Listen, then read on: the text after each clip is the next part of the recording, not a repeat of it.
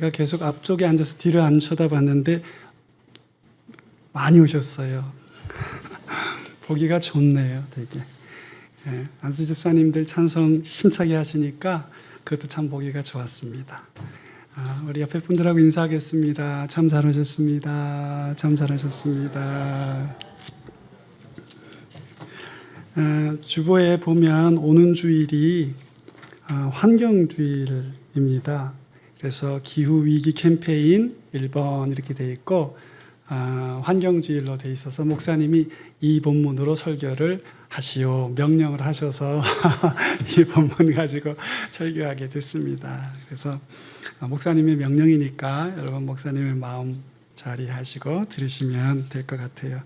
오늘 제목은 제가 청지기의 사명이다 이렇게 했는데요. 조금 길게 해야 될 것 같습니다. 창조 질서의 청지기 사명.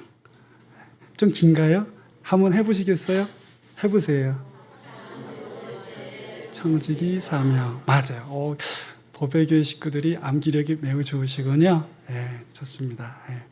창조 질서의 청지기의 사명이라는 제목으로 오늘은 하나님이 우리에게 큰 사랑을 베푸시고 사랑의 선물을 주셨습니다. 그래서 그 사랑의 선물이 바로 이 세계거든요. 하나님의 이 피조된 세계 이걸 우리에게 주셨어요.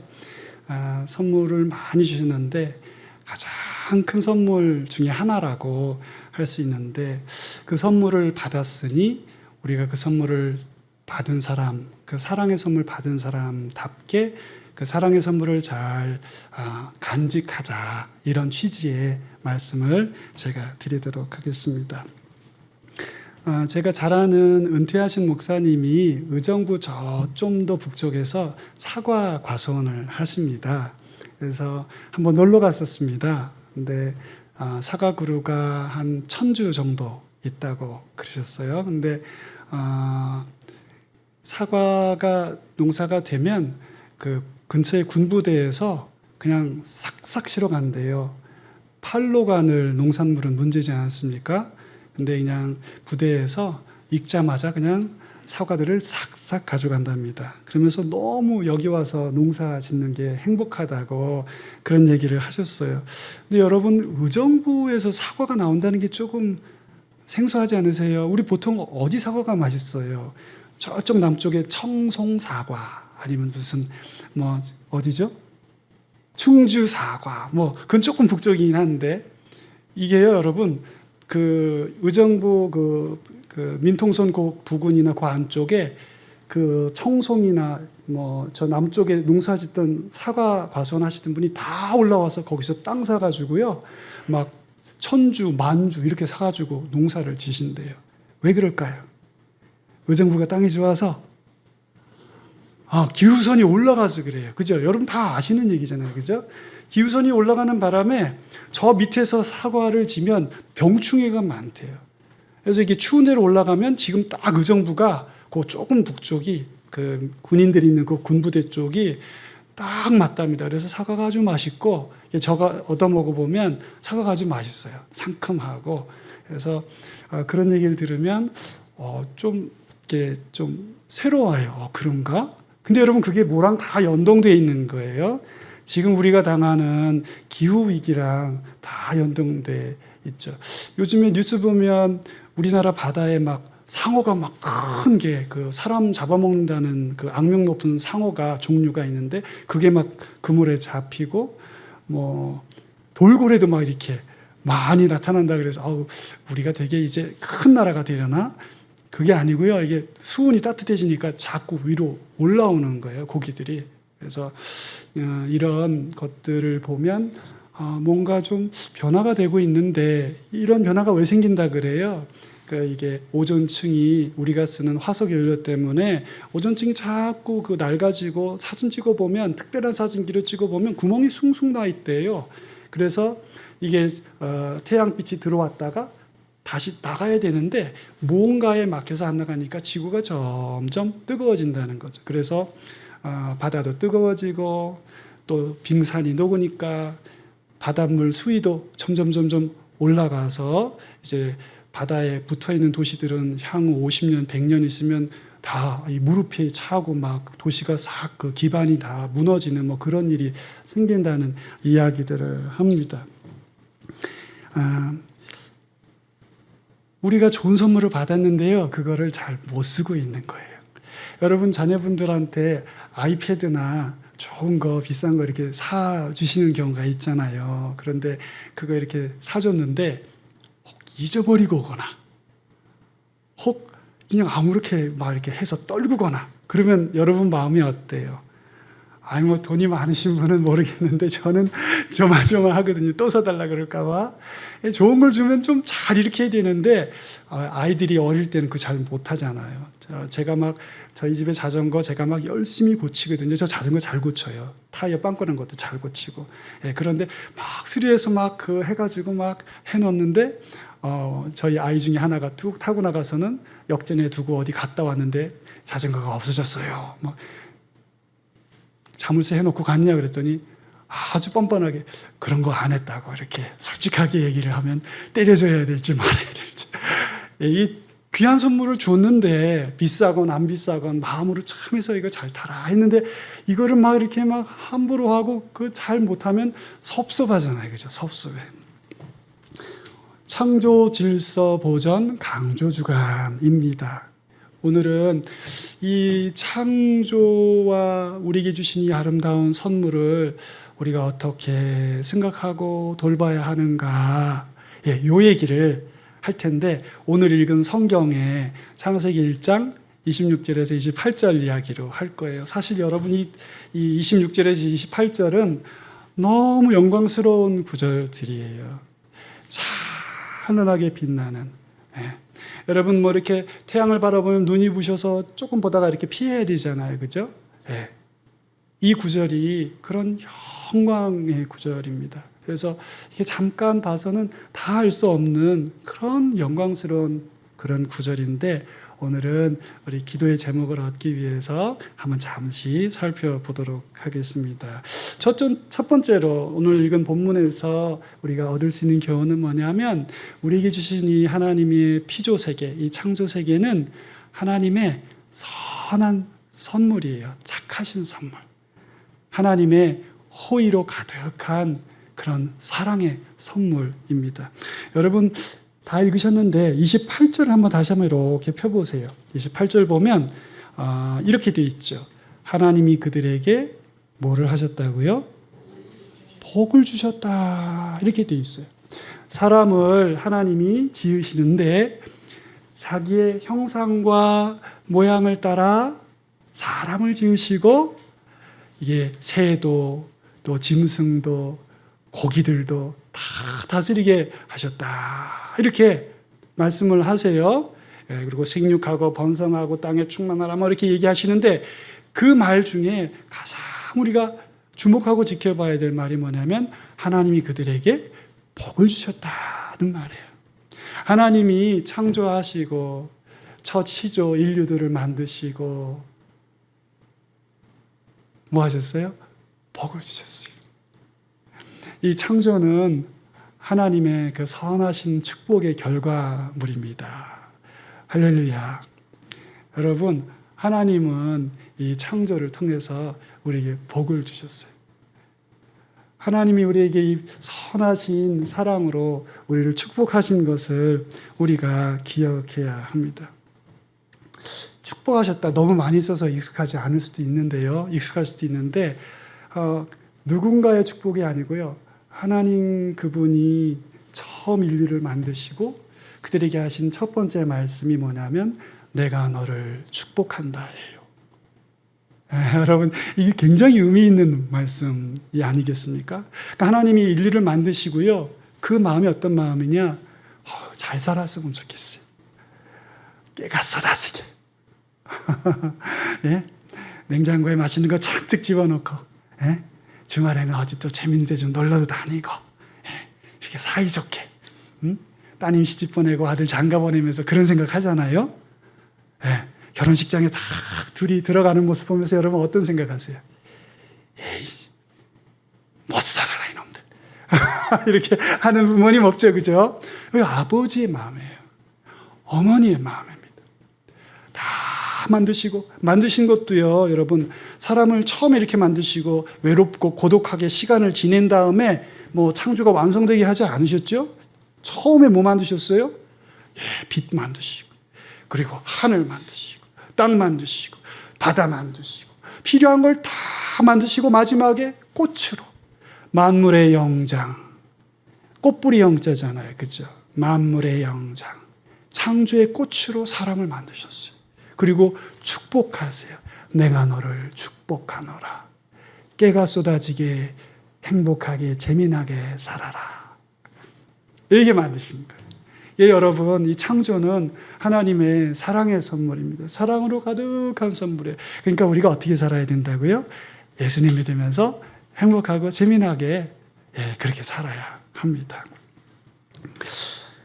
제가 이제 대학을 다녔던 그 대학 정원에 나무가 있고 거기 큰 돌멩이가 있는데 앉을 수가 있어요. 그래서 대학 때 앉아서 이렇게 기도도 하고 생각도 하고 성경도 읽고 그랬는데 봄이었는데요. 벚꽃이 잔뜩 그 나무에 폈어요. 근데 그런 생각이 들었습니다. 저거 내가 색종이를 접으려면 밤새 몇 송이나 접을까? 이런 생각이 들었어요. 여러분, 벚꽃이 피면 몇 송이나 달리는 것 같으세요? 헤아려 본 적 없으시죠? 너무 많아서. 근데 그거 여러분이 앉아서, 여러분 신랑이랑 앉아가지고 이렇게 색종이 접고 깎아서 만들면 한 밤에 몇 송이나 접으시겠어요? 그 생각이 탁 드는 순간, 이게 누군가의 사랑의 호의구나. 이게 그냥 될 수가 없어요. 여러분 만들어 보세요. 안 됩니다. 절대로 그냥 되는 게 아니에요. 누군가 지각한 사랑의 마음으로 우리를 위해 만드신 거예요.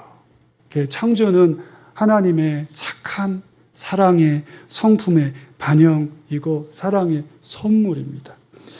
두 번째로요, 이게 하나님이 축복하셨다는 말 갖고 얘기를 했는데, 두 번째로 우리가 오늘 읽은 이 성경 구절에서 영광스러운 건 사람을 어떻게 만드셨다고 되어 있습니까? 26절에 한번 보세요. 어떻게, 뭘 따라 만드셨다고요? 뭘 따라 만들고 무엇대로 만들자 막 이러셨어요. 뭐 따라 만들었어요? 하나님의 형상과 하나님의 모양으로 만들었다. 이게 하나님이 의논하시는 거죠, 그죠? 예, 지금 딱 그 의논하시는 대목이에요.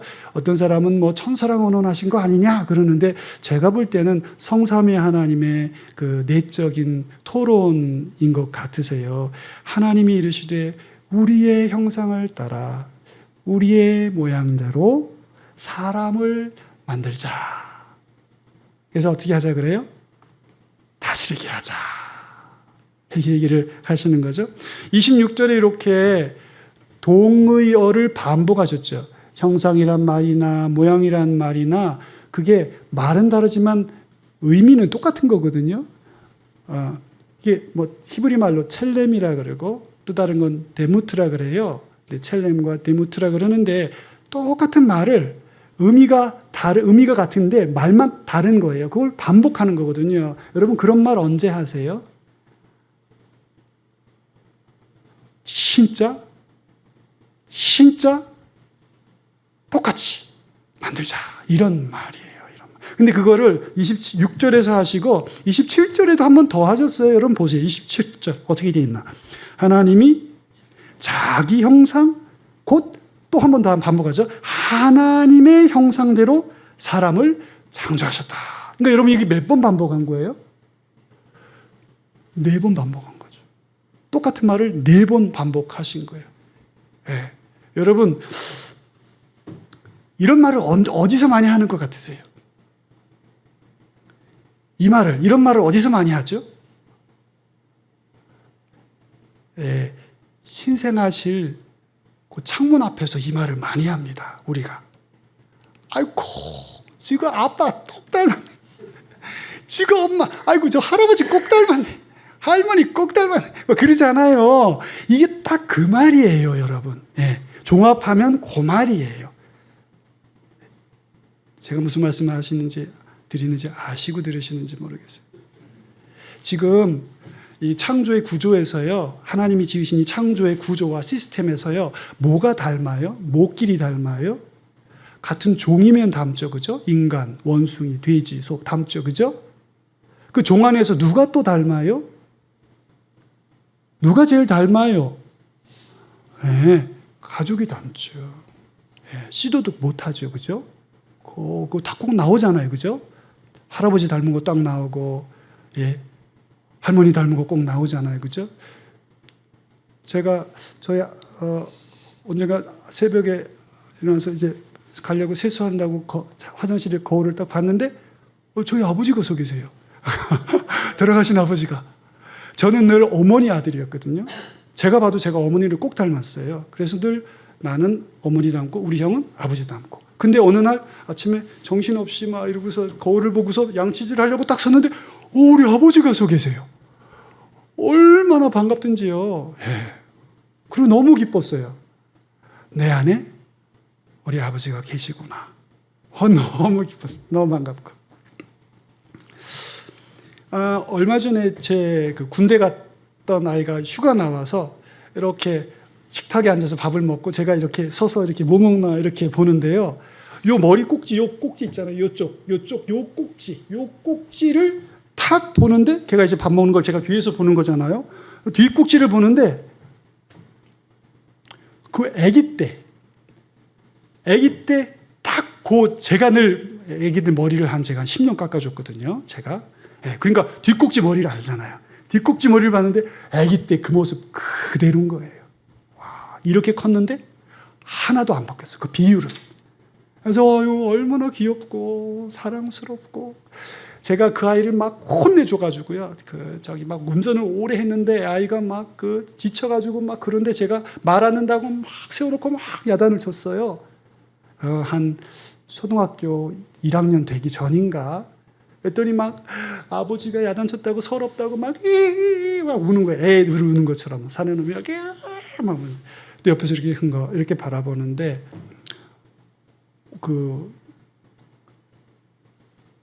사랑스러워요.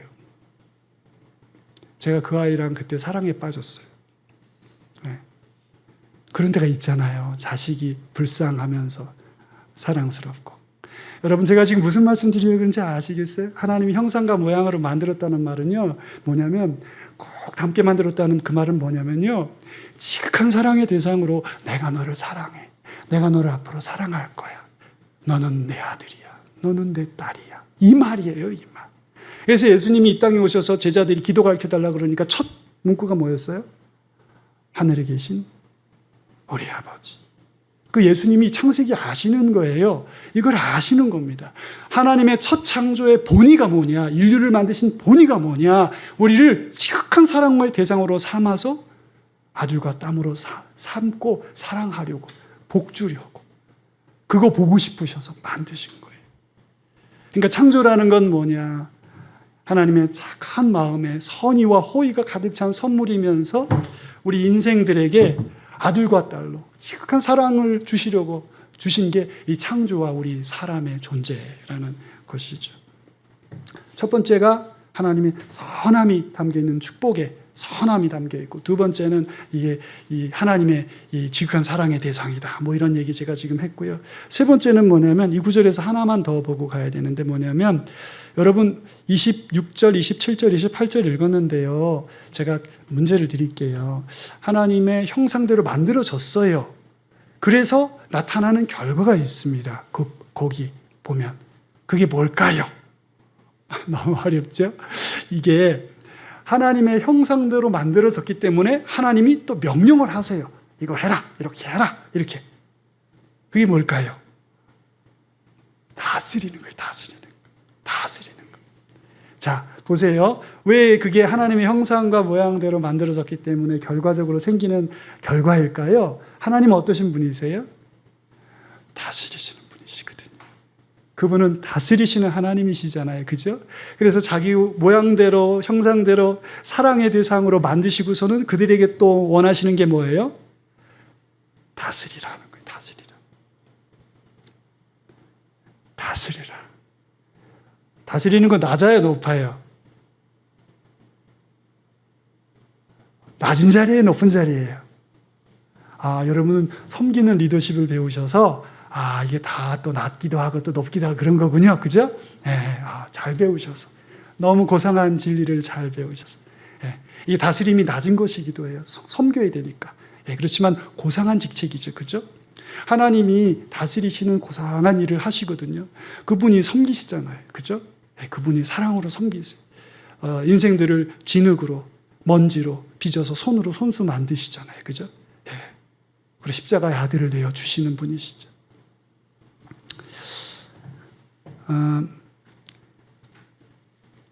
시편 8편에 이렇게 돼 있어요. 여호와 우리 주여, 주의 이름이 온 땅에 어찌 그리 아름다운지요. 인자와 존귀로 관을 씌우셨고 주의 손으로 지은 것을 다스리게 하셨습니다.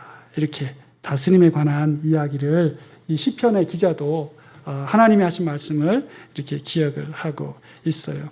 여러분이 다스리는 거 그런가 보다 생각하실지 모르지만요. 고대의 이 근동의 아시아에 창조 옛 신화들이 많이 있거든요.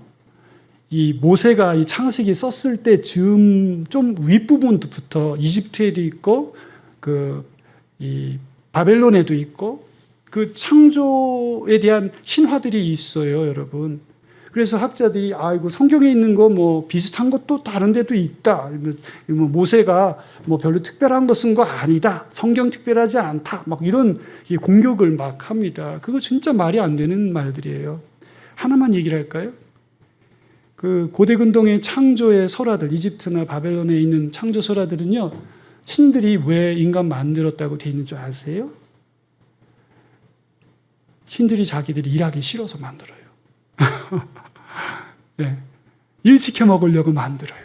신화에 아주 분명하게 그렇게 써 있어요. 신들이 게을러가지고 하기 싫어서 일 시키려고 인간을 만들어요. 그거는 그 시대의 지배자들의 일에 오르기가 그 신화에 그대로 반영된 게 아닌가? 평민들 너희들은 일하다 죽어야 돼. 그거 이상하게 생각하지 마. 창조가 그렇게 된 거요.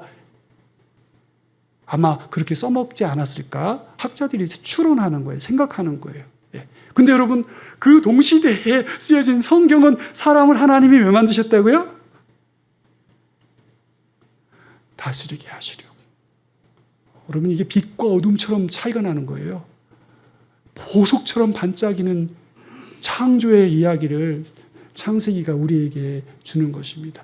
인생은 부려먹으라고, 일시켜 먹으려고 이 땅에 있는 게 아니에요. 하나님이 주신 이 계시의 말씀에 하나님이 왜 만드셨어요? 사랑해서. 사랑하는 대상이 행복하게 사는 걸 보고 싶어서. 그들이 하나님처럼 위엄과 권세를 가지고 진리 안에서 참으로 자유한 가운데 다스리는 존귀한 생애를 살도록 보고 싶으셔서, 자기 자신이 하는 것을 밖에서 보고 싶으셔서 만드셨다. 여러분, 놀랍지 않으세요? 저는 이 얘기 생각할 때마다 놀라워요. 창세기가 너무너무 놀라워요. 노예들의 지도자가 이 글을 썼다고요, 여러분. 노예들의 지도자가. 광야를 유랑하던 노예, 이 민족의 지도자가 이 글을 썼어요. 성령의 영감 속에. 여러분, 좀 그림이 그려지세요? 노예들을 몰고 다니는 말 안 듣는 노예들에게 하나님이 우리를 왜 만드셨느냐? 부려먹으려고가 아니고 다스리게 하시려고. 우리 일제 40년 당하고도 노예 근성 막 배어있다는 말 하잖아요. 이 노예 생활 400년 한 이 아주 처참한 열악한 인간들을 데리고 광야에서 40년 동안 살면서 모세가 준 이 하나님의 말씀 뭐라고 말해요? 다스리는 자가 돼야 된다, 우리가. 하나님이 그렇게 지으셨다. 우리가 얼마나 큰 사랑과 은총을 입고 받았는가. 이 창조라는 이 거대한 선물과 그것을 다스리는 위대한 하나님의 형상이라는 신분과 직책을 우리가 받지 않았는가. 근데 그게 어떻게 됐다고 성경이 기록해요? 창세기 1장에서 이렇게 위대하게 얘기해주고 창세기 3장 가면 우리가 어떻게 했다고 그래요? 우리의 첫 시조가 그 하나님을 반역했어요. 그 하나님을 의심하고 하나님의 원수의 편에 서서 하나님을 회의했어요. 그 얘기를 다 할 수 없고요. 오늘은 무슨 얘기를 하려고 그러냐면 그래서 어떻게 됐는가? 여러분 아담과 하와가 동산에서 하나님을 반역하고 그의 금령 딱 하나밖에 없는 금령을 어겼어요. 모든 것이 가한데 딱 하나밖에 없는 금령을 그걸 어겼어요. 그 금령을 어기고 어떻게 됐다고 성경에 써 있습니까? 여기 보면 창세기 3장에 이렇게 돼 있습니다. 여러분 17절 한번 보세요. 창세기 3장 17절. 창세기 3장 17절. 같이 한번 창세기 3장 17절 읽어보겠습니다. 아담에게 이르시되 내가 내 아내의 말을 듣고 내가 내게 먹지 말라 한 나무의 열매를 먹었은즉 땅은 너로 말미암아 저주를 잠깐만 뭘 받아요? 저주를 받는다고. 저주를. 계속 읽을까요? 너는 평생에 수고하여야 그 소산을 먹으리라. 18절도 읽겠습니다. 땅이 내게 가시덤불과 엉겅퀴를 낼 것이라. 내가 먹을 것은 밭의 채소인즉. 여기 보면 땅이 뭘 준다고요? 가시덤불과 엉겅퀴를 준다. 여러분 이게 사람이 하나님이 주신 축복의 통로, 사람이 받을 축복의 통로가 땅이거든요. 근데 지금 그 땅이 공격을 받은 거예요. 하나님의 심판이 사람에게 하신 축복의 약속을 공격합니다. 여자가 받은 축복이 뭡니까? 창조의 위대한 그 사명을 이루는데 여인이 받은 축복은 아이를 낳는 거예요. 생육하고 번성하여 땅에 충만하라 하는 명령에 남자가 할 수 없거든요. 여자가 해야 되거든요. 그 축복을 여인이 받은 거예요. 그 축복의 통로가 해산하는 일이거든요. 근데 범죄하자 어떤 일이 생겨요? 해산이 할 때 아파요. 축복이 공격받아요. 축복이. 오늘 본문에 인간이 범죄하자 세계가 부정적인 영향을 받습니다. 엉겅퀴와 가시덤불이 나요. 그게 직접적으로 사람에게 피해가 되는 건데 먼저 그 세계가 창조된 그 세계가 땅은 그 아담의 축복의 그 통로인데 그게 공격을 받습니다. 먼저 성경적인 관점을 알 것은 거주민의 영성은 주변 환경에 영향을 행사합니다. 여러분 호세아 4장 1절에서 3절에 찾지 마시고 들어보세요. 호세아서 4장 1절에서 3절인데 제가 3절만 읽어드릴게요. 그러므로 이 땅이 슬퍼하며 땅이 슬퍼한다 그러죠. 거기 사는 자와 들짐승과 공중에 나는 새가 다 쇠잔할 것이요 바다의 고기도 없어지리라. 호세아 선지자가 그 북왕국 이스라엘의 그 죄악과 그 불순종과 우상 숭배 하나님의 것인데 얘들이 돌아선 거잖아요. 그러니까 그러면서 심판을 얘기하는데 보면 그 자연 세계 자체가 황무해져요. 새들도 들짐승도 바다의 고기까지 다 감소할 것에 관한 이야기를 하죠. 거주민의 영성이 그 주변 환경에 영향을 미칩니다, 여러분. 조금 전에 우리가 태초의 사건에서 이미 봤죠. 아담이 한 것 때문에 부정적인 영향을 땅이 받잖아요. 근데 호세아 선지자가 북왕국 이스라엘을 향해 얘기할 때도 그 나라의 사람들의 거주민의 영성이 그 땅과 그 환경에 아주 부정적인 영향을 미친다는 걸 보여줍니다. 우리가 환경에 영향을 주는 거예요. 부정적인 영향을, 긍정적인 영향도 줄 수 있겠죠. 부정적인 영향을 준단 말이죠. 근데 이제 반대예요, 반대. 레위기에 보면 18장에 이런 구절이 있습니다. 여러분 한번 찾아보실래요? 레위기 18장 28절 한번 찾아보세요. 여러분 졸리실 것 같아서 제가 찾아보시라고 그러는 거예요. 레위기 18장 28절. 찾기가 어렵죠, 레위기는. 찾으셨나요? 같이 한번 레위기 18장 28절 한번 읽겠습니다. 시작. 너희가 전에 있던 그 땅 주민이, 제가 좀 잘못 읽었나요? 27절인가요? 너희가 전에 있던 그 땅 주민이 이 모든 가증한 일을 행하였고 그 땅도 더러워졌느니라. 계속 읽어요. 너희도 더럽히면 그 땅이 너희가 있기 전 주민을 토함같이 너희를 토할까 하노라. 아멘. 지금 이거 레위기에 모세가 무슨 말씀하고 있는 것입니까, 여러분? 눈치를 채셨나요? 너희들이 가나안에 들어가기 전에 살던 너희들이 쫓아낸 그들이 왜 쫓겨났느냐 말이죠. 그들의 풍속이 더러워서 땅이 더러워졌고, 그래서 땅이 그들을 어떻게 했다고요? 땅이 그들을 토해냈다고. 단지 수사적인 표현일까요? 그러면서 모세가 지금 뭐라고 말씀합니까? 그것처럼 너희도 악을 행하면 그 땅이 너희를 토해낼 거다. 이거는 언약 백성에게만 적용되는 게 아니라는 걸 모세가 아주 분명하게 얘기하고 있죠. 그죠? 하나님을 알건 모르건 창조의 이법에 하나님이 새겨 놓으신 그 원리를 어긋맞겨 살아가는 민족이나 나라는 그 땅이 토해낸다고. 하나님의 백성도 만약 그렇게 하면 그 땅이 그들을 토해낸다고. 여러분, 이게 조금 전에 제가 우리가 주변 환경에 영향을 미칠 수도 있고, 반대로 성경은 뭘 얘기해 준다고요? 그 주변 환경이 우리 악한 영성에 반해서 우리를 공격할 수 있다고.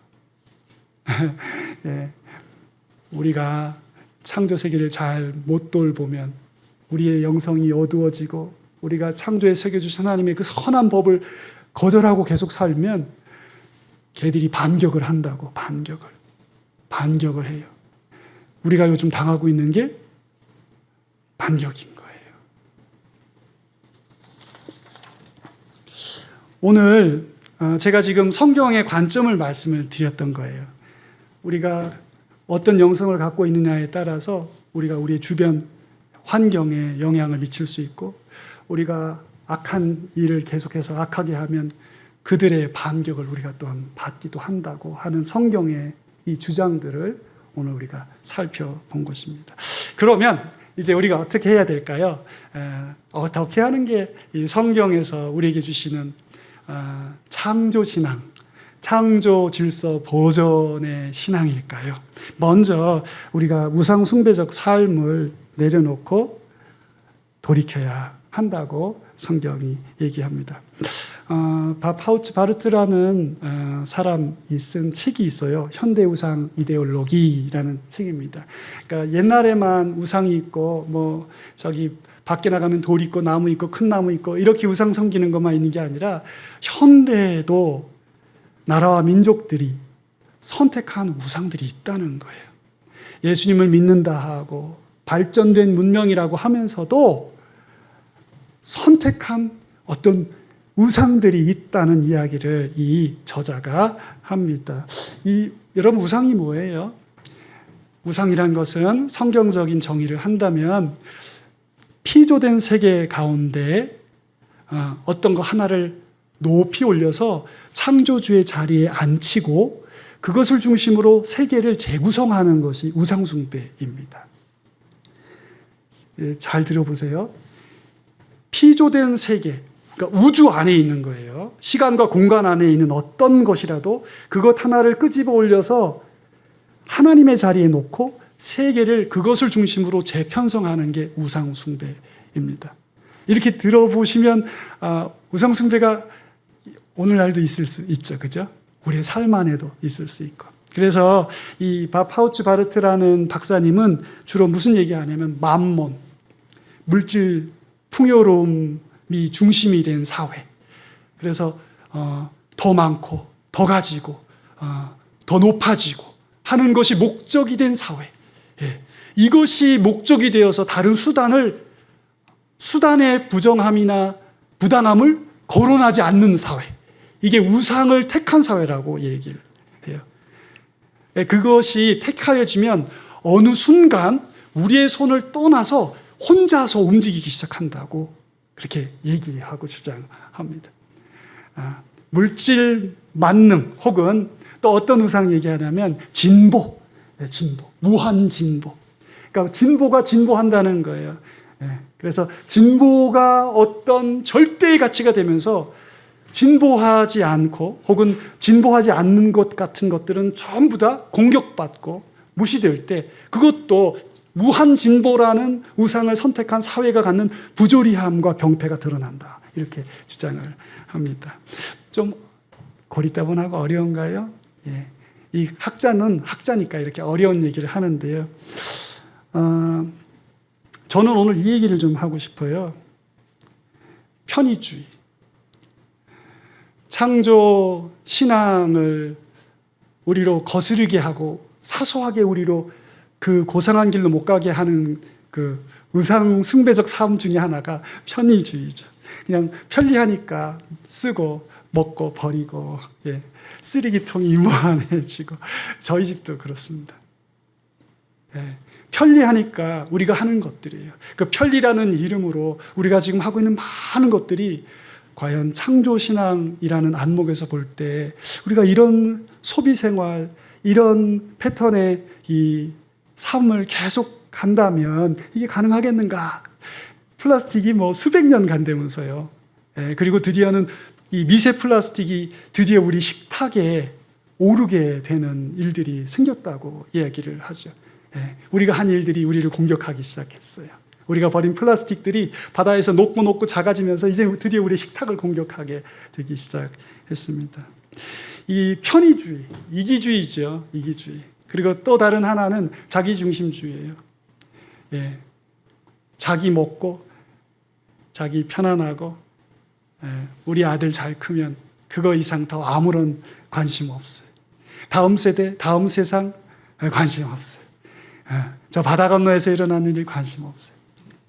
이런 무관심주의, 우리가 이런 가운데서 삽니다. 저는 오늘 이게 우상숭배다 이렇게 말하기는 어려울 것 같고요.